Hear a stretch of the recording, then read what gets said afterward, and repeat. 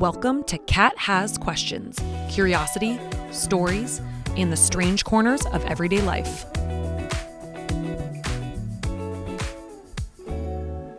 In the 1920s, a hotel opened in downtown Los Angeles as a symbol of luxury and ambition.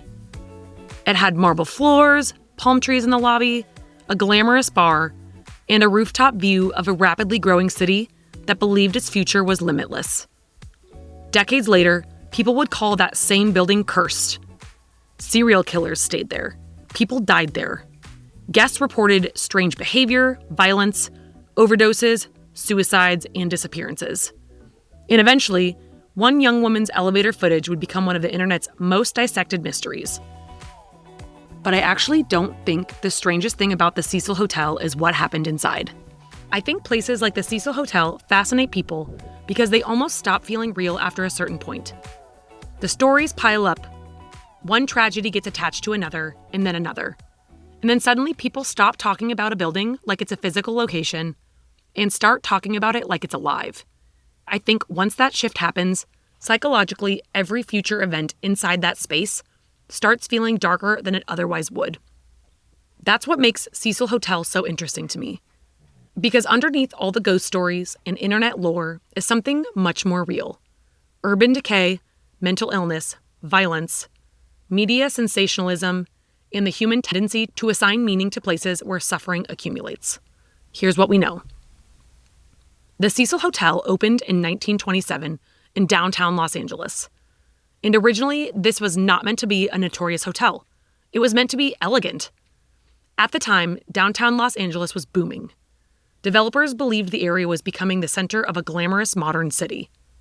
The Cecil was built in 1924 by three hoteliers, William Banks Hanner, Charles L. Dix, and Robert H. Shops, as a destination for business travelers and tourists. The hotel cost $1.5 million to complete, which was an enormous amount of money for the time. This would be about $20 million today. The hotel boasted an opulent marble lobby with stained glass windows, potted palms, and alabaster statues. It featured ornate interiors, marble details, a grand lobby. This was supposed to represent upward movement, success, and opportunity. But almost immediately, larger economic forces began reshaping the area around it. The Great Depression hit the United States only 2 years later. Although the hotel flourished as a fashionable destination throughout the 1940s, the decades beyond saw the hotel decline. Over time, downtown Los Angeles, particularly the area surrounding the hotel, changed dramatically. Eventually, the neighborhood became associated with what is now known as Skid Row. And I do think it's important to acknowledge the broader context surrounding the Cecil Hotel honestly and carefully. Sometimes online retellings frame the Cecil almost like an isolated haunted structure sitting apart from reality. But it wasn't isolated at all. It existed inside an environment where vulnerable people were constantly cycling through instability and crisis. And I think removing that context can unintentionally turn very real human suffering into entertainment for mythology. I think the context is incredibly important because when people talk about the Cecil Hotel online, they often isolate the building itself from the environment. But the reality is that the hotel existed inside an area struggling with poverty, addiction, homelessness, untreated mental illness, violence, and instability. So over the decades, the hotel slowly transformed too. As many as 10,000 homeless people lived within a 4-mile radius. The clientele changed, the reputation changed, and eventually the building became associated less with tourism and more with transients. Long-term residents, people in crisis, cheap short-term stays, drug activity, police presence. And once a place develops that kind of reputation, perception itself starts compounding. People arrive already expecting darkness. I think that's one of the most psychologically interesting aspects of the Cecil Hotel. Not necessarily any single event, but accumulation. Because over time, the hotel became linked to an extraordinary number of deaths and disturbing incidents. There were suicides, fatal falls, overdoses, violence, reports of people behaving erratically, and unexplained deaths. And eventually, the stories began stacking on top of each other so heavily that the building itself almost became the main character. When enough tragedies happen in one location, people stop seeing coincidence. The building is cursed, the building is haunted, the building changes people. And to be clear, some of the events associated with the Cecil are genuinely horrifying, even without paranormal framing. You do not need ghosts to explain why a place with decades of suffering and instability would feel deeply unsettling. But once the mythology starts, every future tragedy becomes absorbed into it. Over the decades, reports have linked roughly 80 deaths to the Cecil Hotel, including suicides from poison, many people jumping or falling from windows, overdoses, and violence and murders, as well as many unexplained incidents. Eventually, the sheer volume of tragedy itself became part of the hotel's identity. In 1931, a guest, W.K. Norton, died in his room after taking poison capsules. Throughout the 1940s and 1950s, more suicides at the Cecil occurred. In 2008, 2 long-term residents referred to the Cecil as the Suicide, and it became a popular nickname in social media years later. Cecil became a notorious rendezvous spot for adulterous couples, drug activity, and common ground for sex workers. In 1964, a retired telephone operator named Pigeon Goldie Osgood, who had been a well-known and well-liked long-term resident at the hotel, was found dead in her room by a hotel worker. She had earned the nickname Pigeon Goldie because she fed birds in the nearby Pershing Square. She had been raped, stabbed, and beaten in her room. Her room was also ransacked. Near her body was the Los Angeles Dodgers cap she always wore and a paper sack full of birdseed. Jacques B. Ellinger was charged with Osgood's murder because he was seen covered in blood roaming the streets close to the hotel, but was later cleared as a suspect. Her murder remains unsolved. One of the biggest reasons the Cecil Hotel became permanently embedded into true crime culture is because of Richard Ramirez. In the mid-1980s, Ramirez, later known as the Night Stalker, reportedly stayed at the Cecil during parts of his killing spree across California. I'll have to do a full episode on the Night Stalker murders at some point. Ramirez was a regular presence in the Skid Row area. According to a hotel clerk who had known him, Ramirez stayed at the Cecil for a few weeks. According to KPCC, he reportedly committed 14 murders while a resident there. On August 30th, 1985, a group of Los Angeles residents spotted him in the street and prevented him from escaping until police arrived to arrest him. In 1989, Ramirez was convicted of 13 murders and sentenced to death. That alone is enough to permanently alter public perception of a location. Because once people learn a serial killer stayed somewhere, it changes the emotional atmosphere forever. But what's particularly disturbing about Ramirez staying there is that it apparently didn't stand out much at the time. And that says less about paranormal activity and far more about the conditions surrounding the hotel and neighborhood during that era. The area was chaotic, transient, and dangerous at the time. People came and went constantly. According to reports, Ramirez would allegedly return to the hotel late at night after attacks without attracting significant attention. It's unsettling because it creates that feeling that violence was able to hide in plain sight. The real horror of the Cecil Hotel may be how easily human suffering became normalized inside it. And if one serial killer residing there wasn't enough, the Cecil Hotel would later become linked to another serial killer as well, Jack Unterweger. Unterweger stayed at the Cecil in 1991, possibly because he sought to copy Ramirez's crimes. While there, he strangled and killed at least 3 sex workers and was later connected to multiple murders of women in Austria. Unterweger was an Austrian journalist and convicted murderer who became something of a celebrity after claiming rehabilitation in prison. And this only deepened the building's growing association with violence and death. And by this point, the Cecil Hotel had started becoming something larger than a hotel in the public image. It became a symbol, a shorthand for danger, decay, mystery, and urban darkness. And once places reach that status culturally, something interesting starts to happen. Because if you walk into a building believing it had a dark history, normal events can suddenly feel loaded with meaning. A strange interaction becomes ominous. And to be clear, I'm not saying people fabricated the tragedies associated with the Cecil. Many of those events are very real and very well documented. But I do think there's an important difference between a building where tragic things happened, and a supernatural force causing tragedy. Over time, the internet almost erased the distinction completely, especially after one case that changed the Cecil Hotel's reputation forever. In January 2013, a 21-year-old Canadian student named Elisa Lam checked into the Cecil Hotel while traveling alone through California. And guess what? This is the case I'm covering next week in depth, so tune in if you want to learn more. At first, nothing about her story appeared destined to become global internet mythology. She was young, intelligent, creative. She documented parts of her travel online and was reportedly interested in seeing different cities and experiences before returning home. But during her stay at the Cecil, concerns reportedly began emerging about her behavior, and eventually Elisa disappeared. And then came the elevator footage.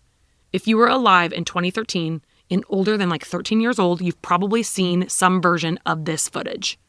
Even now, years later, it remains one of the most recognizable pieces of surveillance video associated with any missing persons case.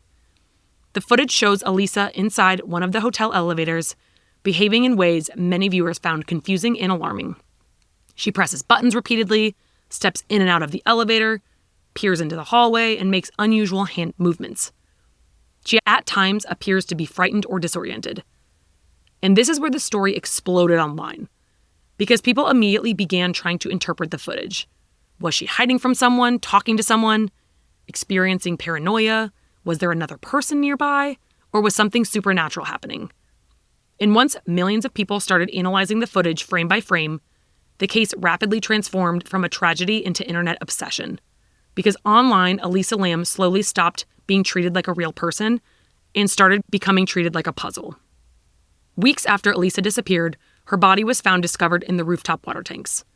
The detail horrified people immediately, and people began creating elaborate theories, murder conspiracies, paranormal explanations, and I think this is where the Cecil Hotel story becomes more complicated than people often want it to be.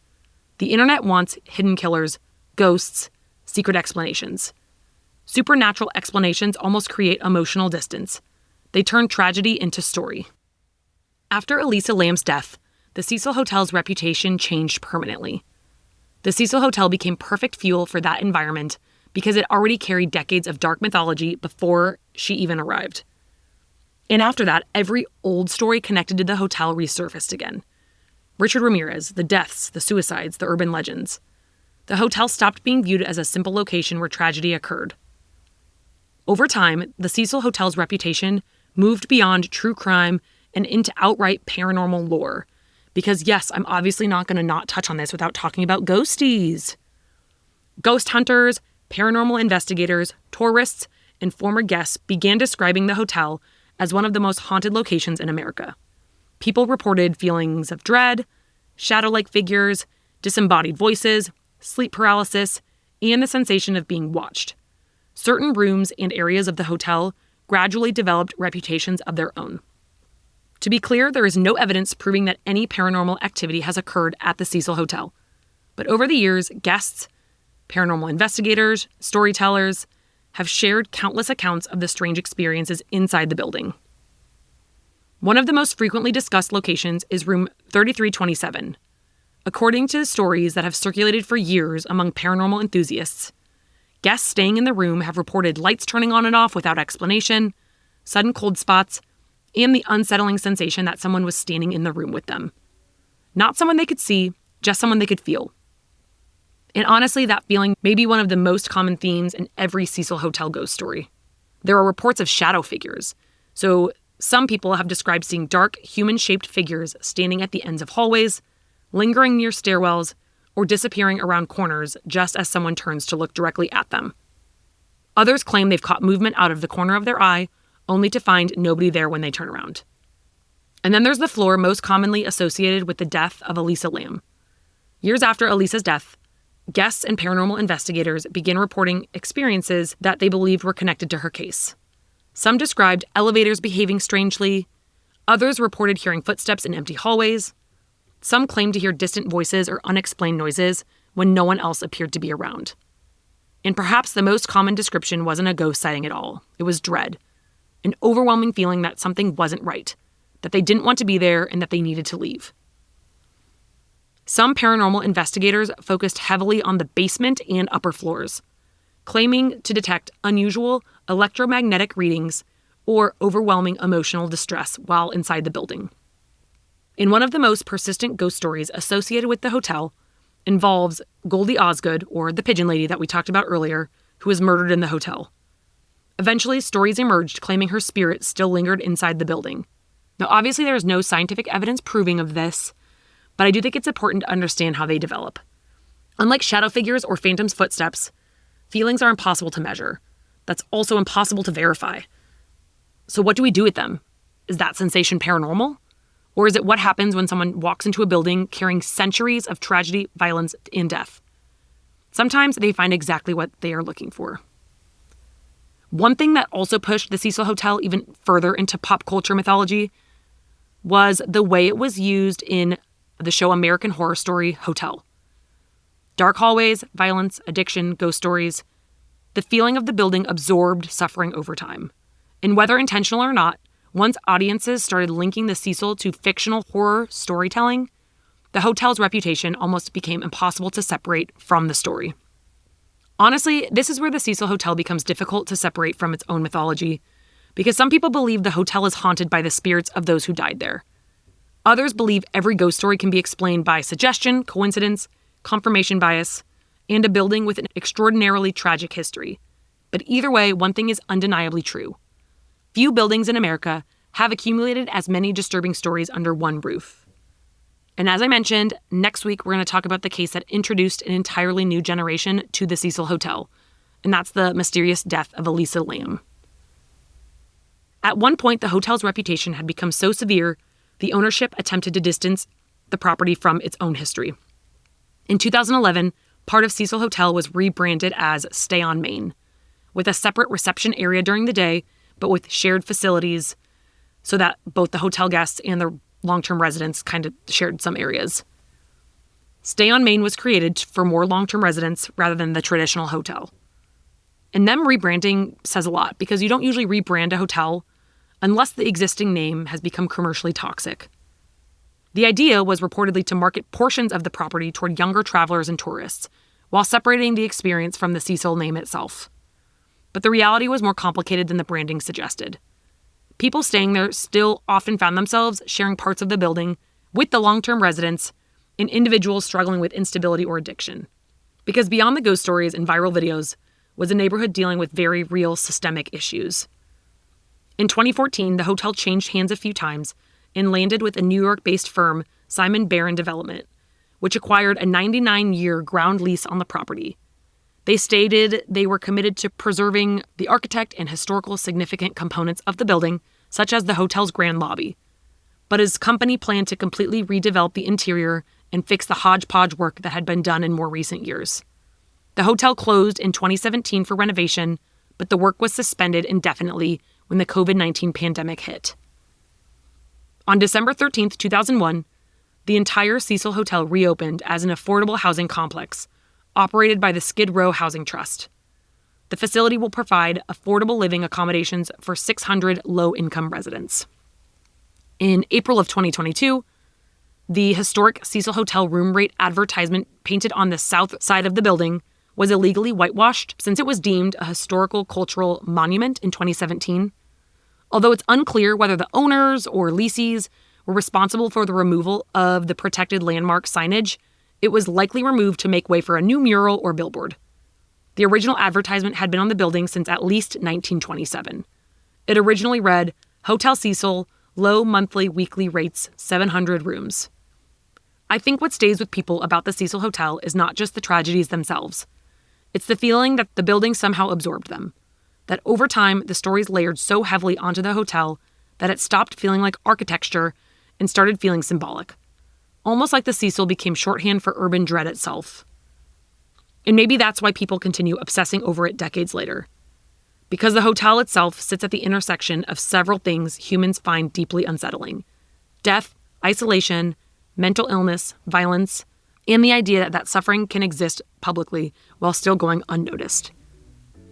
Maybe the most unsettling thing about the Cecil Hotel isn't the possibility that it was haunted.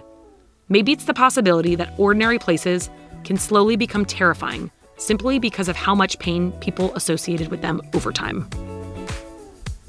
Stay curious.